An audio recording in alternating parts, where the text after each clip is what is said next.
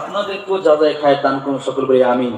এছাড়াও যারা উপস্থিত থাকবেন, বিশেষ অতিথি, পৃষ্ঠপোষক, সম্মানিত অতিথি, আমন্ত্রিত ওলামায়ে কেরাম এবং আরজ গুজার এই মসজিদের কমিটি এলাকাবাসী যারাই আছেন, আল্লাহ তাআলা আপনাদের সবার হায়াতের মধ্যে বরকত দান করুন সকল বলি আমিন।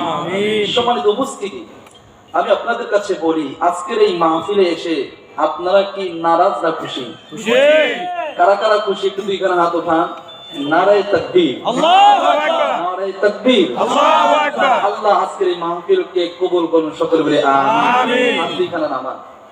প্রত্যেকটা জায়গার প্রত্যেকটা একটা সিস্টেম আছে, কি বলেন আপনারা?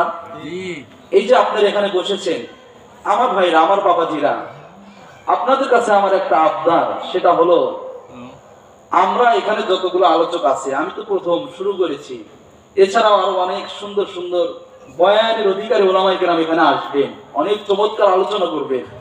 তো আপনাদের কাছে আমার আবদার, এই আলোচকদেরকে রেখে আপনারা চলে যাবেন না থাকবেন? থাকবো ইনশাআল্লাহ। থাকবেন না চলে যাবেন? তাহলে একটু পরীক্ষা হয়ে যায়, কারা কারা চলে যাবেন দুইখানে হাত উঠান। আল্লাহ গো, মাশাআল্লাহ। মনোযোগ থাকতে হবে আমার দিকে, আমার ভাইরা, আমার বাবাজিরা। তো ইনশাআল্লাহ আশা করা যায় আমরা কেউ যাব না, কি বলেন? ইনশাআল্লাহ, ইনশাআল্লাহ। এই যে আজকের এই মাহফিল, এই মাহফিলগুলো আসলে হেদায়েতের অন্যতম একটা মাধ্যম। এই মাহফিলগুলো এক সময় এই বাংলাদেশে, বাংলার জমিনে এরকম মাহফিলের ব্যবস্থাপনা খুবই কম ছিল। আপনারা আমার চাইতে ভালো জানবেন, যেহেতু এখানে মুরব্বী বাবাজিরা আছেন, আপনারা জানেন এক সময় এই মাহফিলগুলো এত আয়োজন ছিল না। এক সময় এই সমস্ত অঞ্চলগুলোতে গানের আয়োজন হতো, কি বলেন আপনারা? গানের আয়োজন হতো। কিন্তু হেদায়েতের মালিক কে? আল্লাহ। বলতে হবে কে? আল্লাহ। আল্লাহ হেদায়েতের মালিক তো তিনি।